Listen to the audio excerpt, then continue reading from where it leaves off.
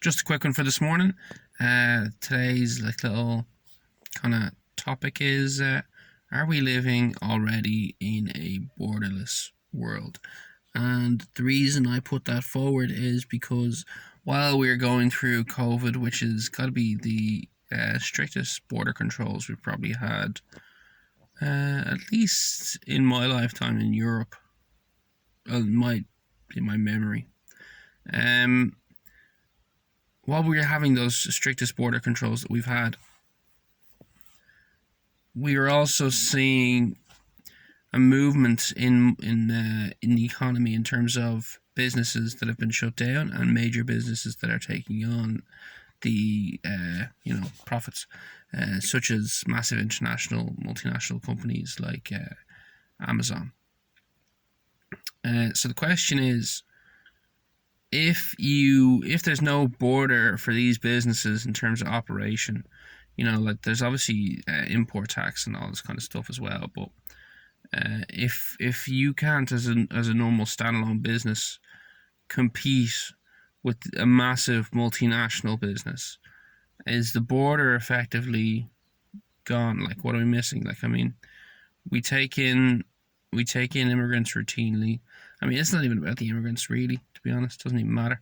But I'm just saying, insofar as eliminating our borders, we seem to be doing everything that would indicate that our borders are being slowly unwound. And I'm not even necessarily making the case that this is a bad thing. I'm just saying it seems to be happening not without the consent of the people, but it's not like it's anyone in particular driving it. It just seems to be happening naturally.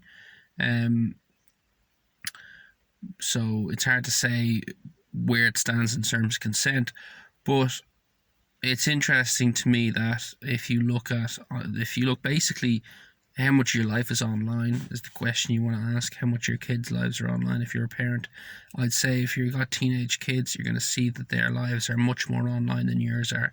So to what extent is someone's life online? And if you're online, you're borderless, effectively.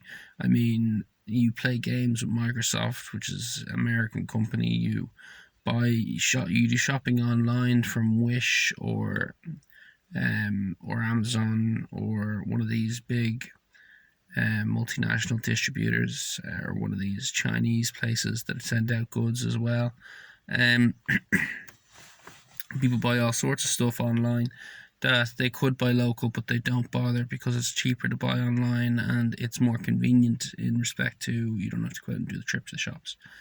And there is also, of course, the availability of better and newer goods online that have not quite made their way out to your country yet. So, what does this mean for us moving forward? Should we be trying to enforce, let's call them digital borders? Should we be trying to, or should we be going with the borderless aspect of things in real life? Should we be trying to mimic that digital borderless society? Is it a bad thing? Is it a good thing? Does it really matter? That's kind of the questions I have about it. It seems that for the purposes of trade, despite all we say about import and export taxes and other restrictions that are put on the trade of goods, it seems where it matters, which is in competition against local businesses, small to medium businesses, international businesses win out, and cheap businesses from abroad win out.